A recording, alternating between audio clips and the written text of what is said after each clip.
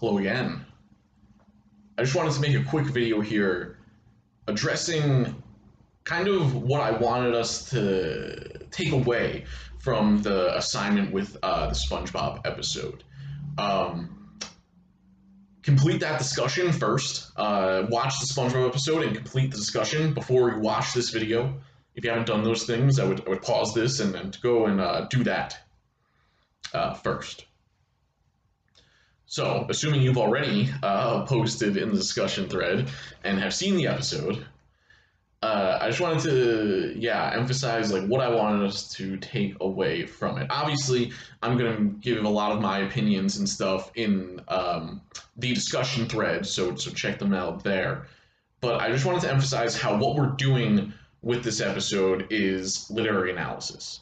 So, we watched this episode, right? Squid on strike. Obviously, the plot is SpongeBob and Squidward going on strike from the Krusty Krab because of their, appalling working conditions, where Krabs is fining them for things like breathing and existing and standing, and tying your shoes.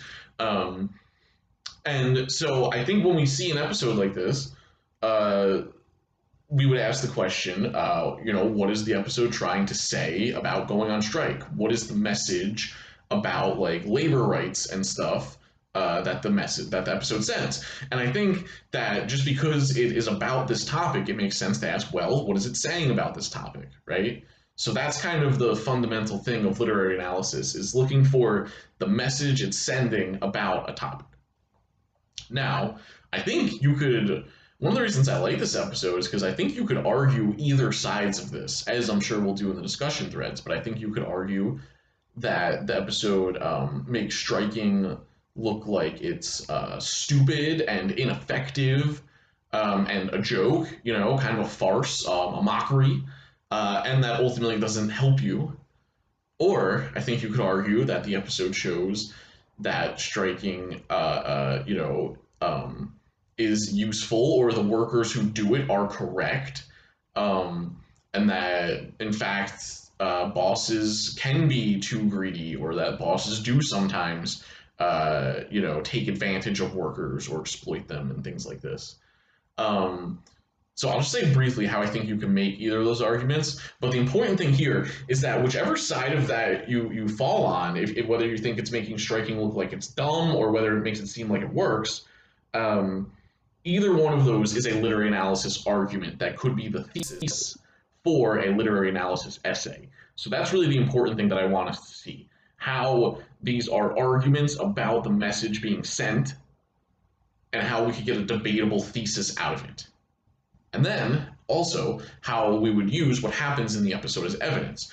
So some of the evidence that I would point to, okay, if I was going to make the argument that the episode makes striking look like it doesn't work or it's bad or whatever, the first thing I would point to is probably the actual ending of the episode, right? So if at the beginning of the episode, clearly they're being treated unfairly, right? Squidward and SpongeBob, so they go on strike because of that, being fined and things. What's the actual ending of the episode? The ending of the episode is after, Squidward and Squidward and Mr. Krabs kind of have a negotiation. It seems like they come to some kind of agreement, maybe even one that's going to help Squidward. But then, of course, SpongeBob destroys the Krusty Krab, right? He dismantles it board by board, and saws the tables of big business and all that. And then the actual ending is, Krabs saying, you're going to have to work for free to pay me back for this, for forever. And then we get, the title block of one eternity later. And then there are the skeletons sweeping up. So presumably they've worked for an eternity without getting paid at all. So I think you could read that as saying like, oh well, shows them for being disobedient, and trying to make the life of their boss difficult and being disrespectful to their boss. Now they get the punishment of getting no pay at all. How about that? So I think there is a kind of argument there, just based on like the plot and how the kind of logic of the plot and where it starts and where it ends, where we could say, yeah, it makes it seem like if you strike, things will get worse. You'll end up in a worse position than you would before. And I think that's kind of a convincing argument. Another part of this argument, I would say, is the way that no one understands like the kind of labor speeches that Squidward tries to give, right? They make it seem very like old fashioned. Like he gets the megaphone and he's giving all these metaphors, right? He keeps talking in metaphor of like I said, gnawing the ankles of big business or whatever, the noxious fumes of their greed, and how the workers need to stick together and rise up against them and all these things. And he gets a crowd, right? There's a crowd of people listening to him. But the episode goes really far out of its way to show us that nobody really knows what he's talking about and that they don't actually support him. They're just kind of gathering around someone who's talking loudly. And they do this by showing us the fish in the crowd who say, like, one of them says to the other one, what's this guy talking about? And he goes, I don't know, but he's got a megaphone. you know, with the point there being, they don't understand what he's talking about. And then I think in the same scene, it cuts to SpongeBob when, Squidward's had him hide behind the telephone pole. And SpongeBob says, I don't know what Squidward's talking about, but he sure sounds good, or something like that. So like and even the way SpongeBob destroys the restaurant because he doesn't understand the metaphors that like the episode kind of hits us over the head with this nobody understands the metaphors or the rhetoric of labor rights. So that is kind of an anti-labor message, I think. Like no one's going to get it. People aren't going to support you. They'll turn on you because in fact, when Squidward when he assembles these crabs, they all end up going to the Krusty Krab directly after, right? So yes, I think that would be the argument that it makes it look, and there's many other things that we'll talk about in the discussion thread. But yeah, I think that's at least part of the argument that could show like, yeah, it kind of makes it seem like striking is a joke or stupid or not going to help you. So the other side of this, some of the evidence that I would point to, I think we could say that it shows us striking being like good and necessary. Number one, because I think Krabs at the beginning comes off as such a caricature of like the greedy capitalist boss, right? That yeah, he's counting his money in the back, and then he's finding them 50 cents for breathing or whatever, and this ridiculous stuff. So I think that does kind of put us on their side because we see how ridiculous Krabs is. In his treatment of them, and it's just like this. It's like a caricature. It's cartoonish. Well, it is cartoon, right?